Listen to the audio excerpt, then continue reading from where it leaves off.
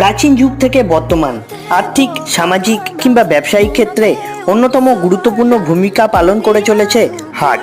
আজ শোনাবো কলকাতার এক হাটের গল্প। খান্না বা হরিষার হাট নামে পরিচিত কলকাতার অন্যতম প্রাচীন, বৃহৎ, বিখ্যাত এই হাট শুধু বাংলা নয়, বরং ভারতবর্ষের অন্যতম গুরুত্বপূর্ণ। যা চকচকে শপিং মল কিংবা ই কমার্সের যুগেও বিন্দুমাত্র ফিকে হয়নি এই হাট, বরং সমান গুরুত্বপূর্ণ ভূমিকা রেখে চলেছে। সপ্তাহে রবি ও বুধবার বসা এই হাটে মধ্যরাত থেকে ভোর সকালে ঢল নামে বাংলা, বিহার, উড়িষ্যা সহ বিভিন্ন রাজ্যের মানুষের।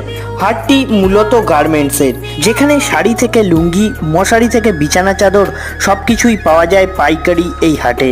মূলত আগামী ঈদ কিংবা পুজোর কেনাকাটার জন্য পরিবার নিয়ে একবার এই হাটে আসার অনুরোধ রইল সবাইকে। কলকাতার ঐতিহ্যবাহী এই হাট আমাদের ইতিহাসের, আমাদের গৌরবের। এটিকে রক্ষা করা আমাদের দায়িত্ব।